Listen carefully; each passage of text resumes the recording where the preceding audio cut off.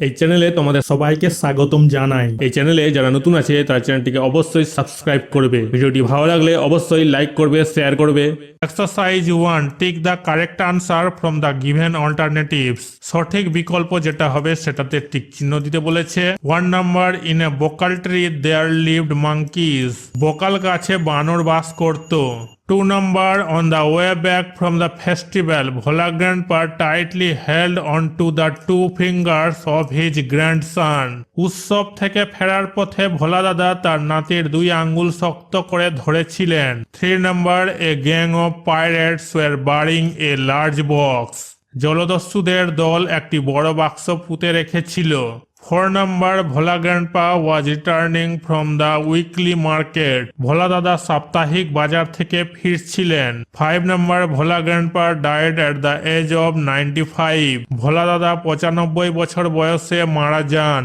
Exercise 2, answer the following questions within 15 words. 15টা শব্দের মধ্যে এই প্রশ্নগুলোর আনসার লিখতে বলেছে। A number, when did Bhola grandpa let out a loud wail. Bhola দাদা কখন জোরে চিৎকার করে কেঁদে উঠল।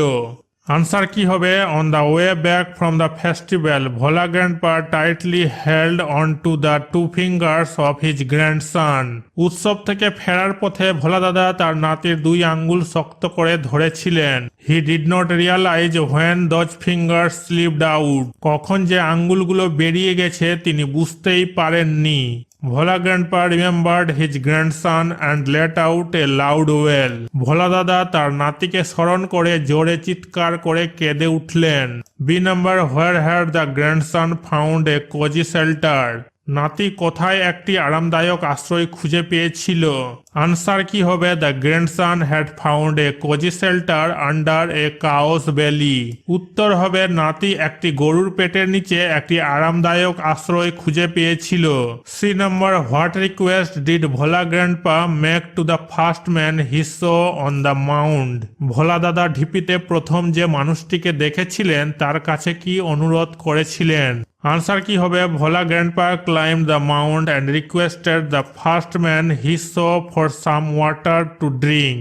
উত্তর হবে ভোলা দাদা ঢিপিতে আরোহণ করলেন এবং প্রথম যাকে দেখেছিলেন তাকে কিছু জল পান করার জন্য অনুরোধ করেছিলেন।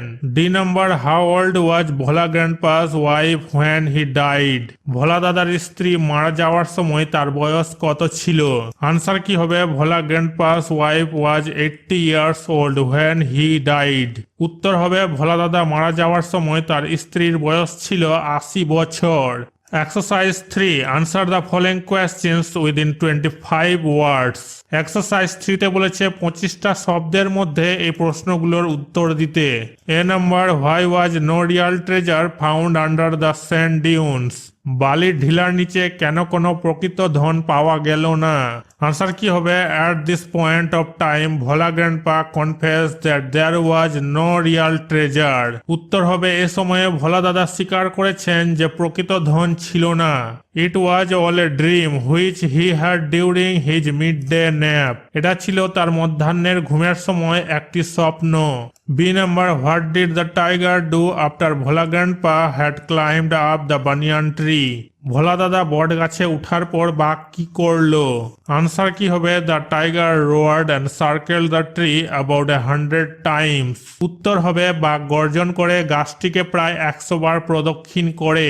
দেন it settle down under a bush without taking its eyes off him. তারপর এটি তার থেকে চোখ না সরিয়ে একটি ঝোপের নিচে বসতি স্থাপন করে। With nightfall the forest grew dark and silent. রাত নামার সাথে সাথে জঙ্গল অন্ধকার এবং নীরব হয়ে উঠল। Bhola grandpa could hear the tiger beating its tail on the dry leaves. Bhola দাদা শুকনো পাতায় বাঘের লেজ মারতে শুনতে পান।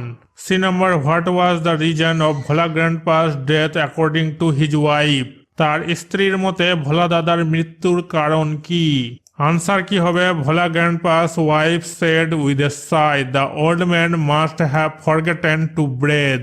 উত্তর হবে ভোলা দাদার স্ত্রী দীর্ঘশ্বাস ফেলে বললেন বুড়ো নিশ্চয়ই শ্বাস নিতে ভুলে গেছে।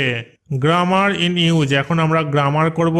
Exercise 4, change the mode of narration of the following sentences. এই বাক্যগুলোর ন্যারেশন চেঞ্জ করতে বলেছে, উক্তি পরিবর্তন করতে বলেছে। A number, বুলবুলি said to his friend, will you come tomorrow? বুলবুলি তার বন্ধুকে বলল, তুমি কি কাল আসবে?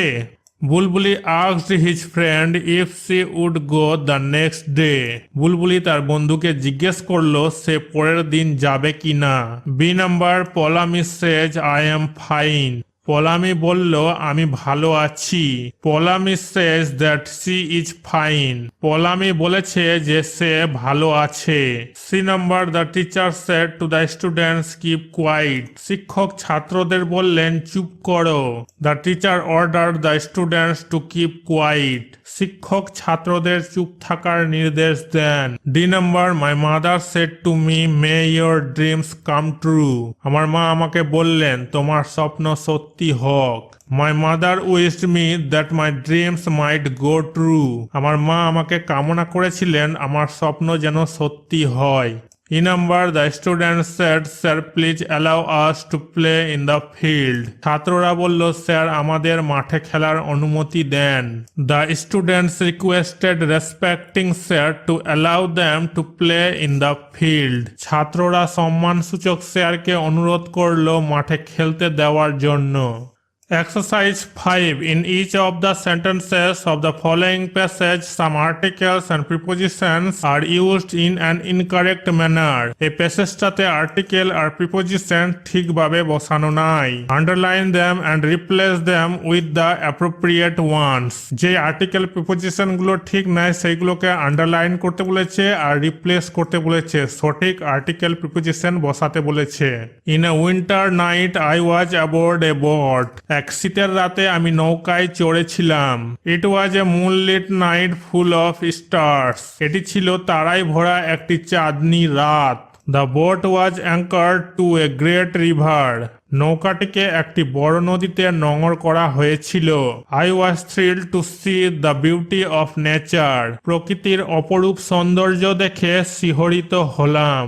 Exercise 6. Write a dialogue within 100 words on the need to ban the use of animals like tigers and Lions as circus attractions.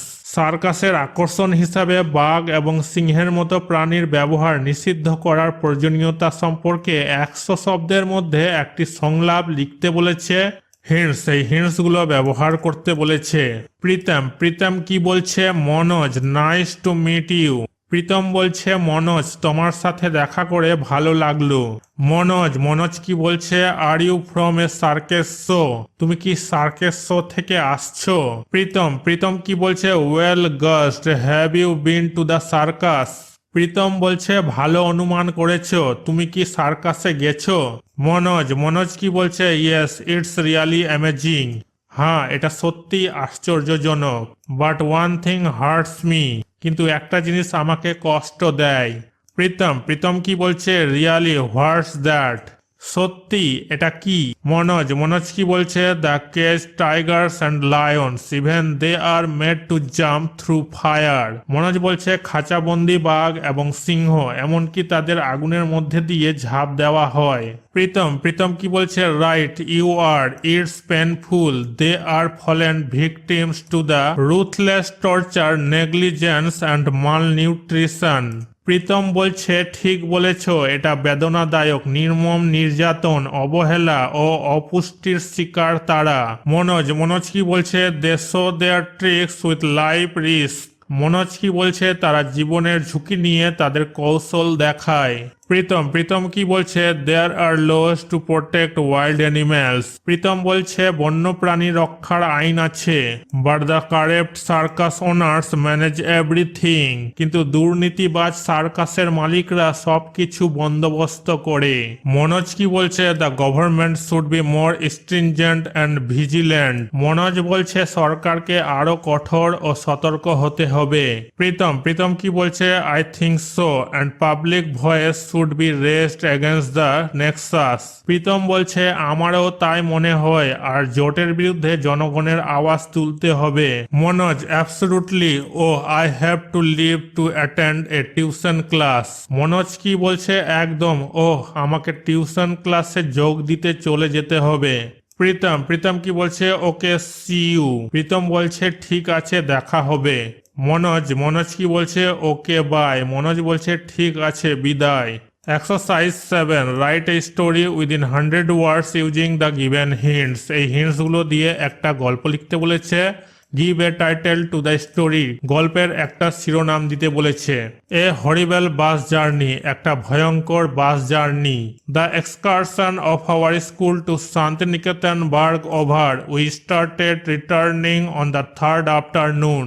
শান্তিনিকেতনে আমাদের স্কুলের ভ্রমণ শেষ, আমরা তৃতীয় দিনের বিকেলে ফিরতে শুরু করলাম। We had to cross A notorious জঙ্গল ফেমাস ফর ড্যাকোয়েটি, স্নেচিং ইটিসি। আমাদের ডাকাতি, ছিনতাই ইত্যাদির জন্য বিখ্যাত একটি কুখ্যাত জঙ্গল পাড়ি দিতে হয়েছিল। Being aware of the danger, the driver of our bus picked up speed. বিপদ সম্পর্কে সচেতন হওয়ায় আমাদের বাসের চালক গতি বাড়িয়েছিলেন। Suddenly we started at a bursting sound midway in the dark jungle. হঠাৎ অন্ধকার জঙ্গলের মাঝপথে একটা ফেটে যাওয়া শব্দে আমরা চমকে উঠলাম। 2 tyres of our bus were punctured. আমাদের বাসে 2টি টায়ার পাংচার হয়ে গিয়েছিল। We got down and kept on shivering in fear and praying to God for about 2 hours. আমরা নিচে নেমে ভয়ে কাঁপতে থাকলাম এবং প্রায় 2 ঘন্টা ঈশ্বরের কাছে প্রার্থনা করতে থাকলাম। Though themselves shuddered, our teachers guarded us. নিজেরা ভয়ে কাঁপলেও আমাদের শিক্ষকরা আমাদের পাহারা দিয়েছিলেন।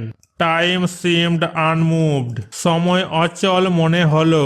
However, the tires were refixed and the bus sped on. যাই হোক, টায়ারগুলি পুনরায় ঠিক করা হয়েছিল এবং বাসটি গতিতে চলেছিল। Our suspense and tension got over. আমাদের স্থির সংকল্পতা আর চিন্তা কেটে গেল। Anyway, we reached home safe at daybreak. যাই হোক, আমরা দিনের বিরতিতে নিরাপদে বাড়িতে পৌঁছেছি। The horror of the journey haunts me still. যাত্রার ভয়াবহতা আমাকে এখনো তাড়া করে।